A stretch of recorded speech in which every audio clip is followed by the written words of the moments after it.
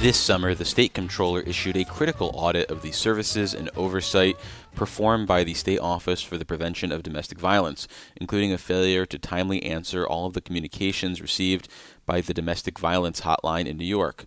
For more on this review, we spoke earlier this month with the office's executive director, Kelli Owens, as part of our monthly Capitol Press Room television broadcast.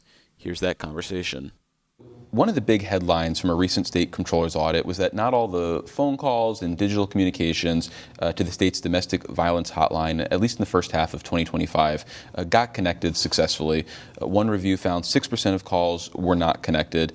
How does that review compare to your expectations for the hotline and its responsiveness? Well, let me tell you my expectations just overall. Sure. Is that we're here to help survivors. I'm going to share a little bit of personal story with you. I started this work at the local YWCA, and I started in community relations and that kind of stuff. But everybody at a local provider has to become trained to be an advocate. And I had to become an advocate. One particular night, it was Christmas Eve, we got a call to go to the hospital to pick up a mom who had been badly beaten and her son. Her son was about the same age as my kids. And the little boy came in and the mom came in. The little boy had a broken leg and he was in his Christmas pajamas.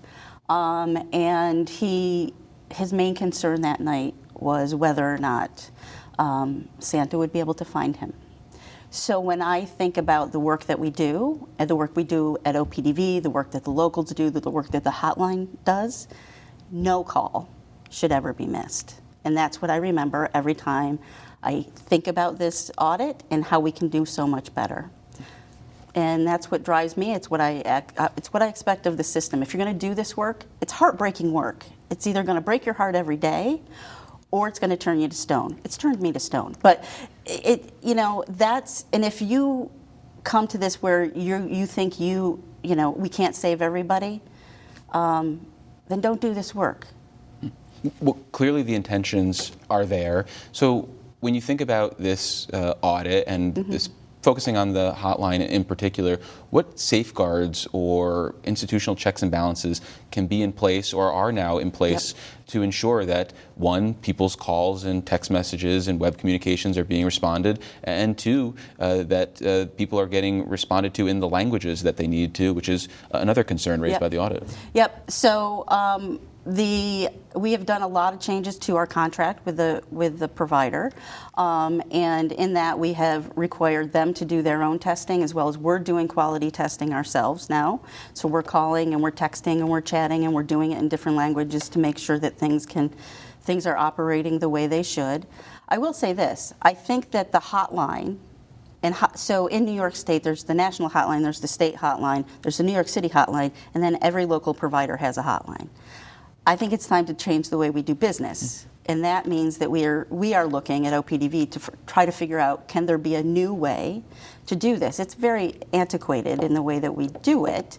Doesn't mean that it's wrong. It's just I think that there's a better way for us to do this work together as a state and really get people to the places they need for the help as quickly as possible. And that might mean a technology solution. That might mean a lot of different things. But we've really started that process to look at how do we do this better across the state? Because it's a lot of duplication of service as well.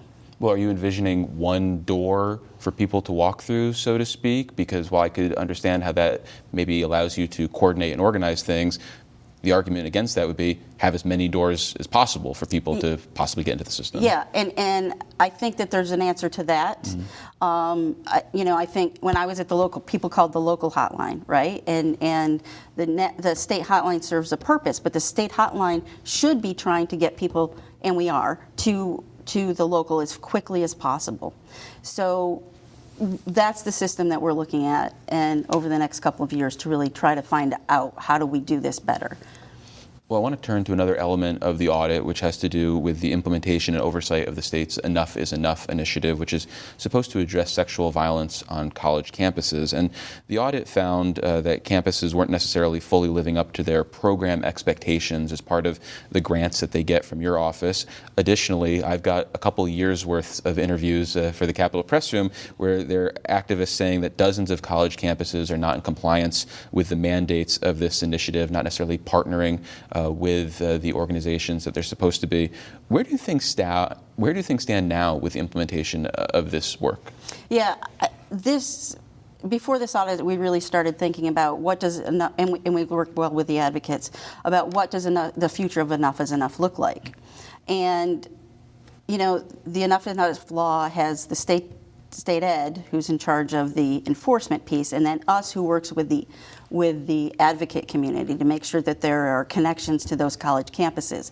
This year, there's a required connection between the college campuses and the provider. So the college has to say, we're working with these people, and there's an MOU in place that requires them to do that. And state ed's going to be double checking all that and making sure. Well, we're going to check that. Okay. We're going to check it. State ed does their stuff on the Enough is Enough side. Our monitoring will be around that. Okay. Our contracts are with the local providers, not with the colleges. Mm-hmm. So our job is to make sure that the providers are doing what they say they should do, which is hard sometimes when you don't have a cooperative college campus. And we're going to really step up our efforts to make sure that we're facilitating some of those relationships that have not been great in the past. And one of the things that I felt like was not necessarily emphasized in the controller's take on this was resources. And the DV world is not necessarily first, second, third, or fourth when it comes to priorities. So when you think about the range of services that are highlighted in this audit, how does a lack of resources, or maybe not all of the resources that you might think are deserved, impact all of this work and the oversight that you do in your office? Yeah, gender-based violence is in New York State funded across 6 state agencies. And there is money out there, but it sometimes is competitively bid. So DV and sexual assault providers are competing against other victim services agencies, or they're competing against each other.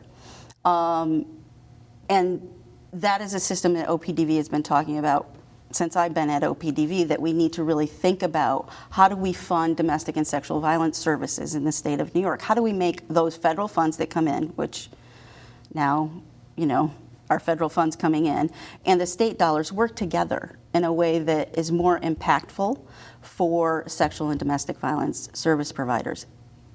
We continue to say that. We continue to try to work with our sister state agencies to get them to collaborate around how do we really fund and how do we look at domestic and sexual violence services, which also leads us to model policy. Well, I mean, if you're going to do that, Kelly, we might as well make you the host of the show. But I'll take your lead, and turning away from the audit, your office is in the process of revamping the state's model domestic violence policy for counties, which was written back when the Yankees still had a dynasty in the mid-90s. How is this policy used now, and are there limitations based on when it was written? Sure. The last time it was updated was 1998. Mm-hmm. That was a heck of a Yankees team, like I said. And it's not bad policy. It's just not inclusive policy, and it doesn't touch all of the systems in which a domestic violence or sexual violence victim may be operating. There's a lot of concentration on the criminal justice system, but we also got to talk about housing. And what does housing model policy look like when it comes to domestic violence? What does health policy look like? What does education policy look like? What are we doing in the prevention area? And what should that look like if we're doing it? So that model policy has got to be updated. It should drive how the state looks at and funds and develops programs around domestic and sexual violence. We're also working with the counties, because it's supposed to be a county domestic violence policy. So there's a state policy and a county policy. We are having great success at the counties. We do our regional councils, and a lot of folks who who weren't around in 1998 are saying, what, this is great, why haven't we been using this?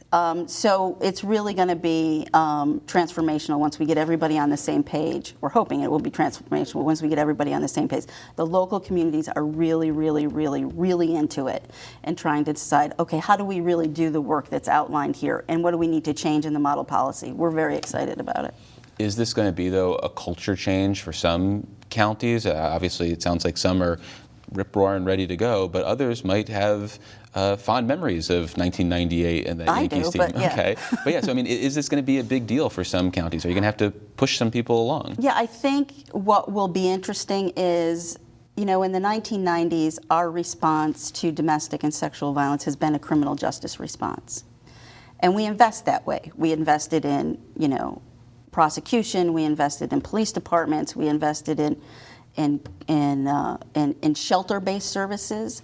This model policy will hopefully help people understand that there's things that happened before that we need to be addressing, and how are we building systems there? How are we talking to schools? How are we doing healthy relationships? How are we doing all of those different things that keep us out of that crisis mode?